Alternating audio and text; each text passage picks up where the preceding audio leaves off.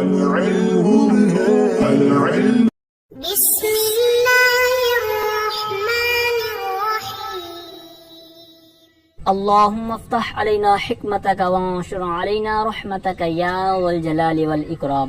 تو جی ناظرین، الحمدللہ عز وجل ہدایت النحو کتاب ہماری جاری ساری ہے، اور آج سبق نمبر 29 مفعول لہو کا بیان جو ہے وہ انشاءاللہ عز وجل کلیئر کریں گے، اور حسب عادت سبق کے ریلیٹڈ انشاءاللہ عز وجل قرآن و حدیث سے کچھ مثالیں بھی ذکر کرنے کی نیت ہے۔ تو آئیے بلا تاخیر سبق کی طرف بڑھتے ہیں۔ سب سے پہلے مفعول لہو کی تعریف کرتے ہیں، کہتے ہیں المفعول لہو ہوا اسم ما لاجلہ یقع الفعل المذکور قبلہ۔ کہتے ہیں مفعول لہو وہ نام ہے، اسم ہے، نام ہے اس کا جس کی وجہ سے ایسا فعل جو اس سے پہلے مذکور ہے واقع ہو۔ جیسے پھر آگے کہتے ہیں وَيُنْصَبُ بِتَقْدِيرِ اللَّامِ، اور یہ جو مفعول لہو ہوتا ہے، اب جس طرح پچھلا سبق ہم نے پڑھا تھا نا مفعول فی کے بارے میں، بالکل اسی طرز پر کہتے ہیں وَيُنْصَبُ بِتَقْدِيرِ اللَّامِ، مفعول لہو لام کے مقدر کرنے کے ساتھ منصوب ہوتا ہے۔ پیچھے تھا مفعول فی کہ وہاں پر فی حرف جار کو محذوف مقدر کرنے کے ساتھ وہ منصوب ہوتا ہے، یہاں پر بالکل اسی طرح کہتے ہیں کہ جو مفعول لہو ہے لام کے مقدر کرنے کے ساتھ کی وجہ سے منصوب ہوتا ہے۔ مثال دے رہے ہیں، جیسے کہتے ہیں ضربتہ تأدیبا، یہاں پر پہلے اس کی سمجھے ترکیب، ضربتہ فعل، تو ضمیر فاعل، ہو ضمیر ہو جائے گا مفعول بہ جس کو مارا گیا، ٹھیک ہے، جس کو میں نے مارا، تأدیبا ہو جائے گا مفعول لہو، مفعول بہ لگ ہے، مفعول لہو لگ ہے، تو تأدیبا اب یہ ہے مفعول لہو۔ اب دوبارہ تعریف کو سنیں اور اس پر فٹ کریں اور سمجھنے کی کوشش کریں۔ مثال کو آپ نے ذہن میں رکھنا ہے۔ مثال کیا ہے؟ ضربتہ تأدیبا، میں نے اس کو ادب سکھانے کے لیے مارا، یعنی سکھانا کیا ہے؟ یہ تادیب ہے، اور یہ سکھانا جو ہے یہ کیا ہے؟ مفعول لہو، یعنی اس کی وجہ سے فعل واقع ہوا نا ضرب۔ اب فعل کو تعریف کو سماعت کریں، کہتے ہیں مفعول لہو وہ نام ہے اس کا جس کی وجہ سے مذکورہ فعل جو ہے، ما قبل جو فعل مذکور ہے وہ واقع ہو۔ تو اب دیکھیں تادیب، ادب سکھانے کی وجہ سے، یہ ہم نے بنایا تھا مفعول لہو، تو یہی تعریف ہم نے پڑھی نا کہ اس کا نام ہے جس کی وجہ سے مذکورہ فعل۔ تو اب اس سے پہلے جو ذکر کیا گیا فعل ہے ضربتہ ہے، یعنی یہ ضربہ جو فعل ہے یہ جو واقع ہوا ہے یا ذکر کیا گیا، اس کی وجہ یہی ہے کہ ادب سکھایا جائے، کیونکہ عموماً ادب کے بغیر نہیں کام ہوتا، یعنی مارنے کے بغیر کام نہیں ہوتا۔ تو جب مارا گیا تو مارنے کی وجہ سے یہ کیا ہوا؟ ادب کا معاملہ کلیئر ہوا۔ تو پتہ کیا چلا کہ تادیب جو ہے یہ مفعول لہو ہے، اس کی وجہ سے فعل ذکر ہوا ہے، ٹھیک ہے، اس کی وجہ سے یہ ذکر ہوا ہے۔ اس کی ایک اور مثال دے رہے ہیں، کہتے ہیں وقعت عن الحرب جبنا، اب جبن کہتے ہیں بزدلی کو، اب بزدلی، اب ترجمہ پہلے سماعت کریں، کہتے ہیں قعدت عن الحرب، میں بیٹھا، عن الحرب جنگ سے، یعنی جنگ سے میں پیچھے رہ گیا یا بیٹھ گیا، یعنی جنگ میں حاضر نہ ہوا۔ کس وجہ سے؟ علت کیا ہے؟ کہتے ہیں جبنن، بزدلی کی وجہ سے، ٹھیک ہے۔ اب بزدلی کی وجہ سے کہتے ہیں یہاں پر، اب بزدلی جبن کی وجہ سے پیچھے والا فعل واقع ہوا، یعنی اس کے اندر بزدلی تھی تو بزدلی کی وجہ سے جنگ سے پیچھے رہنے والا فعل واقع ہوا، قعدت والا۔ اسی طرح اوپر والی مثال میں تھا ادب والا جو معاملہ تھا نا، ادب سکھانا، تو یہ اس کی وجہ سے مارنے والا فعل واقع ہوا۔ تو یہی تعریف تھی، تعریف دوبارہ سماعت کرے کیونکہ ہمارا سبق بالکل کلیئر ہو چکا ہے۔ تو دوبارہ تعریف ہی جو مین چیز تھی کہ مفعول لہو کہتے ہیں نام ہے اس کا ما لاجلہ، جس کی وجہ سے فعل واقع ہو، ٹھیک ہے۔ تو اب بالکل اسی طرح ہوا جو آپ نے مثالیں سماعت کی، لیکن اس کی تعریف میں جو حاشیہ نمبر پیچھے والی صفحے پر 3 تھا، تو کچھ دو صورتیں انہوں نے تعریفیں، چونکہ دو مثالیں تو آگے آپ نے پڑھ لی نا، قعدت والی اور ضربت والی، بالکل اسی کے حساب سے انہوں نے نیچے کچھ بات بیان کی، کہتے ہیں لقصد تحصیل ہی، یعنی مفعول لہو جو واقع ہوگا تو اس کی دو صورتیں ہوں گی۔ کبھی کہتے ہیں کہ کبھی تو اس کو حاصل کرنے کے لیے ہوگا، جس طرح مطلب ادب حاصل کرنا، ٹھیک ہے، ادب سکھانا، ادب حاصل کرنا، اس سکھانے کی وجہ سے پیچھے ضرب والا فعل واقع ہوا۔ یا کہتے ہیں او بھی سبب وجود ہی، یا اس کے پائے جانے کی وجہ سے، یعنی جس طرح بزدلی پائی گئی پھر پیچھے والا فعل واقع ہوا قعدت والا، ٹھیک ہے۔ تو یہ دو صورتیں تھیں۔ پھر آگے فعل کی جو اس کی تعریف تھی مفعول لہو کی، اس کے اندر یقع الفعل، یہ جو فعل ہے یہاں پر بھی بالکل جو پیچھے والے سبق کے اندر اعتراض ہوا تھا یا یوں کہہ لیں جو صورتیں وہاں پر بیان ہوئی تھی کہ فعل سے مراد کیا ہے، تو یہاں پر بھی بالکل وہی انہوں نے حاشیے میں چیزیں ذکر کی، مثالیں چینج کر کے کہتے ہیں المراد بالفعل الفعل اللغوی، یہاں پر لغوی فعل مراد ہے نہ کہ اصطلاحی، یعنی اسم فعل حرف والی جو فعل ہے نا وہ مراد نہیں ہے، یہاں پر لغوی حدث والا فعل مراد ہے۔ کہتے ہیں پھر جب یہ مراد ہے تو کہتے ہیں یہ فیعم المصدر، یہ مصدر کو بھی شامل ہوگا، جیسے کہتے ہیں ضرب زید عمرا تعذیبا، ٹھیک ہے، یہاں پر مصدر کے لحاظ سے آگے تعذیب، ٹھیک ہے، مفعول لہو آ گیا۔ یا پھر کہتے ہیں دوسری صورت کہتے ہیں فیعم المصدر، اسی پر عطف کرتے ہوئے و اسم الفاعل، یعنی اس میں فاعل کو بھی شامل ہوگا اور اس میں مفعول کو بھی۔ اس میں فاعل کی مثال کہتے ہیں زید ضارب عمرا تعذیبا، یہاں پر مفعول لہو، ٹھیک ہے، ضارب کے حساب سے۔ عمر آگے آتا ہے عمر مضروب تعذیبا، ٹھیک ہے، تو یہاں پر آگے پھر انہوں نے ذکر کیا تھا کہ لام کے مقدر کرنے کے ساتھ ہی منصوب ہوتا ہے، ٹھیک ہے، تو اس پر بھی بالکل سیم چیزیں پیچھے والے سبق کے لحاظ سے کہ مصنف العلماء کے نزدیک یہ ہے کہ مفعول لہو ہوگا جب اس کو مقدر ہوں گے، جس طرح مثالیں آپ نے پڑھی ضربتہ تعذیبا، اب یہاں پر یہ تعذیبا مفعول لہو ہے مقدر کرنے کے ساتھ، لیکن جو اس کی آگے صورت نے نکالی ہے، یعنی آگے آپ نے اوپر متن میں جو دیکھا نا للتعذیب، تو یہاں پر لام نکال دیا نا، کہتے ہیں یہاں پر یہ لفظی طور پر اگرچہ مجرور ہے لیکن یہ بھی مفعول لہو ہی ہے، یہ صاحب کتاب نے کہا، لیکن جو جمہور ہے جس طرح پیچھے فی والی صورتوں میں یعنی مفعول لہو والی مفعول فیہ ظرف والی جو صورتوں میں آپ نے جمہور کا موقف اور صاحب کتاب کا موقف ذہن میں بٹھایا، بالکل یہاں پر بھی وہی دو موقف ہیں، ماتن کا یا صاحب کتاب صاحب ہدایہ شریف جو ہے یہاں پر پڑھ رہے ہیں، اس کے متعلق کیا ہے کہ لام مقدر ہو تب بھی مفعول لہو یہاں پر بنے گا، اور اس کو ذکر کر دیں جس طرح للتعذیب تب بھی مفعول لہو ہوگا، لیکن فرق یہ ہے کہ یہاں پر لفظاً یہ منصوب نہیں ہے، پہلی صورت میں تو منصوب تھا تعذیباً، دوسری صورت میں منصوب نہیں ہے، بلکہ کیا ہے کہ وہاں پر یہ حالت جری میں ہے، ٹھیک ہے، لیکن جو جمہور ہیں وہ کیا کہتے ہیں، وہ کہتے ہیں کہ جب اس کو ذکر کریں گے نا لام تو اس وقت یہ مفعول لہو نہیں ہوگا، ٹھیک ہے، لہذا مفعول لہو جو سامنے تھا نا جس طرح تعذیباً، وہاں مقدر کی شرط کے ساتھ مفعول لہو ہوگا، جب آپ ذکر کر دیں گے تو وہ مفعول بھی ہوگا لام کے واسطے سے، ٹھیک ہے۔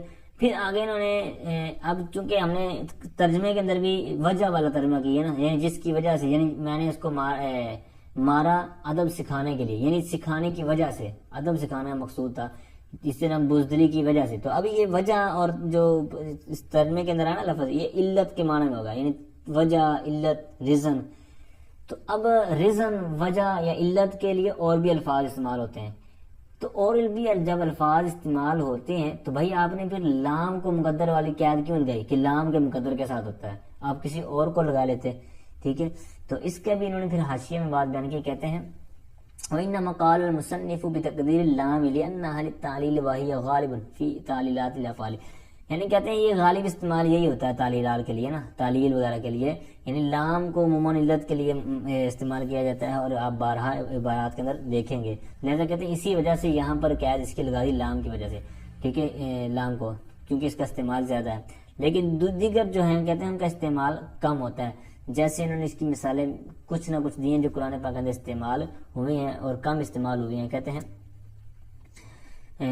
ہیں کہ لو انزلنا هذا القرآن على جبل لرأيته خاشعا متصدعا من خشیت اللہ، اب یہاں پر من جو ہے نا یہ لام کی معنی میں ہے، یعنی من آیا ہے، یہ معنی اس کا وہی دے رہا ہے علت والا، ٹھیک ہے، تو لخشیتہ، تو یہاں پر اس معنی میں ہے۔ اسی طرح آگے ایک مثال ہے فَبِظُلْمٍ مِّنَ الَّذِينَ هَادُوا حَرَّمْنَا عَلَيْهِمْ طَيِّبَاتٍ، اب یہاں پر جو استعمال ہوا ہے شروع میں فَبِظُلْمٍ، یہاں پر با جو ہے یہ لِظُلْمٍ مِّنْهُمْ کے معنی میں، ٹھیک ہے۔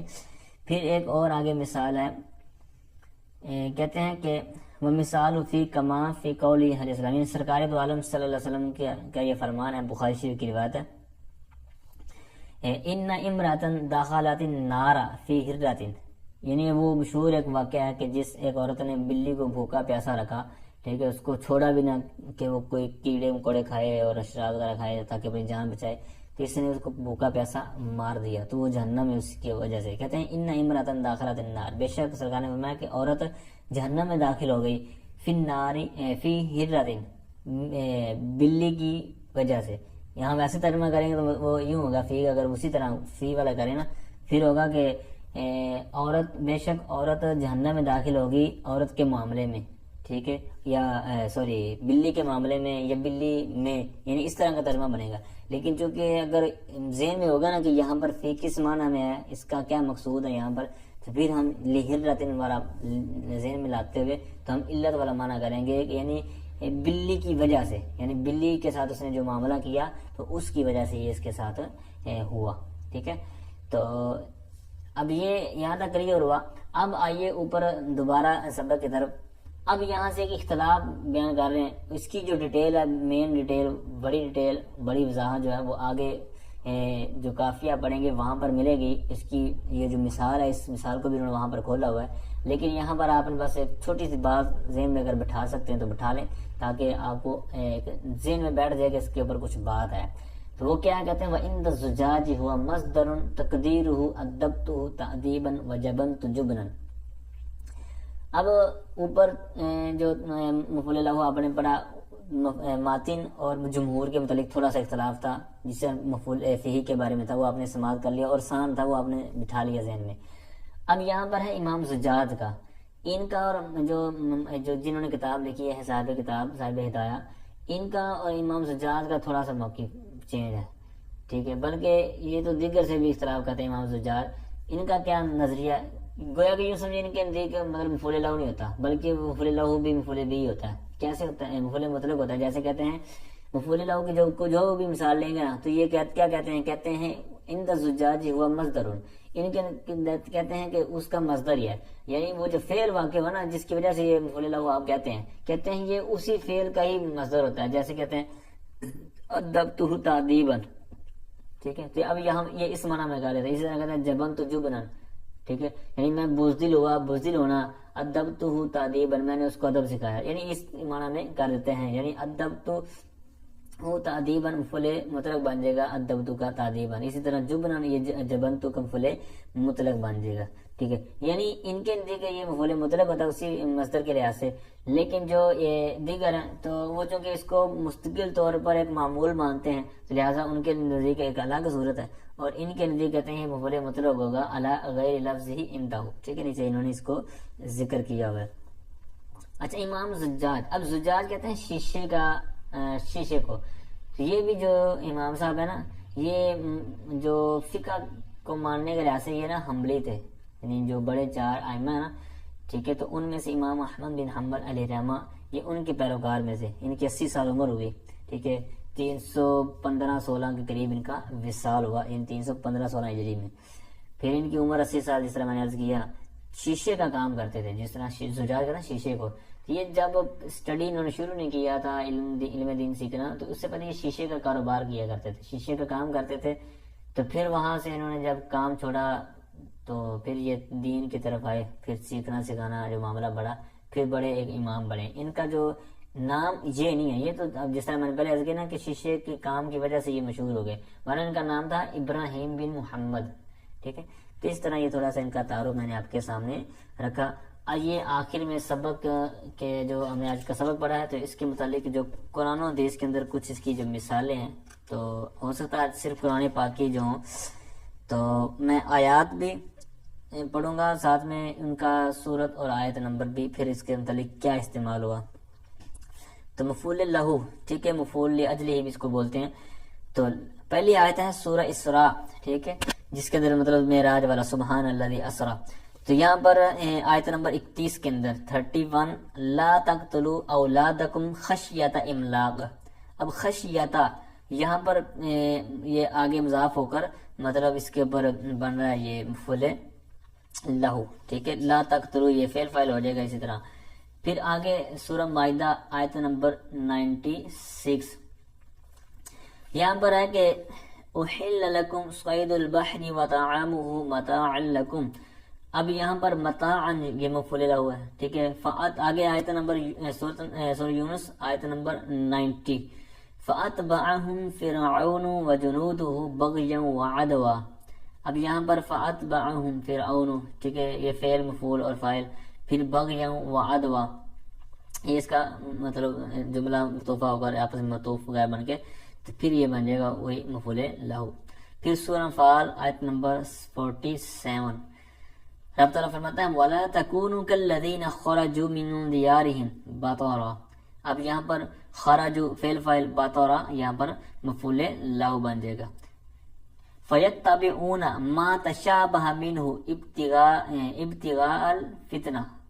اب یہاں پر ابتغاء الفتنہ جو ہے یہ مفعول لہو ہوگا، یبتغون فعل فاعل آگے یہ مفعول لہو ہو جائے گا۔ تتجافى جنوبهم عن المضاجع يدعون ربهم خوفا وطمعا۔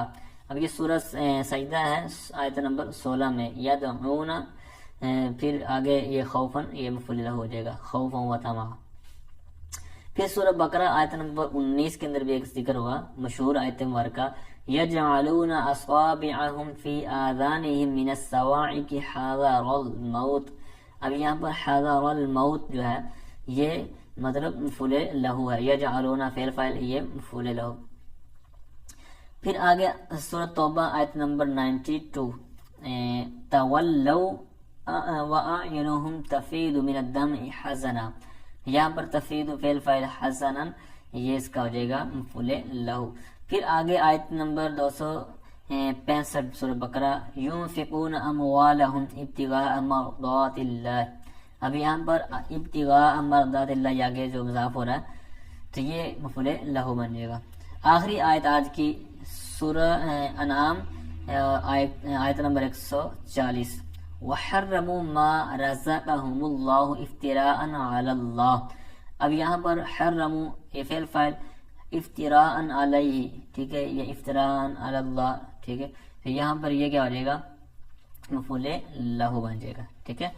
تو جی ناظرین یہ تھا آج کا ہمارا سبق، یہ سبق جو پڑھا ہے اس کے اندر جو مثالیں ہیں، سبق جو مین ہے وہ تعریف ہے، ٹھیک ہے، 2 مثالیں ہیں، اس 2 مثالوں کی وجہ کیا ہے وہ بھی ذکر کی، پھر چھوٹا سا اختلاف ہے اس کو آپ ذہن میں رکھ لیں۔ تو یہ 2-4 چیزیں ہیں، تو اس کو آپ صحیح آپ پلے باندھ لیں تو انشاءاللہ آگے بڑی کتب کے اندر جب اس کی ڈیٹیل پڑھیں گے تو آپ کو مزید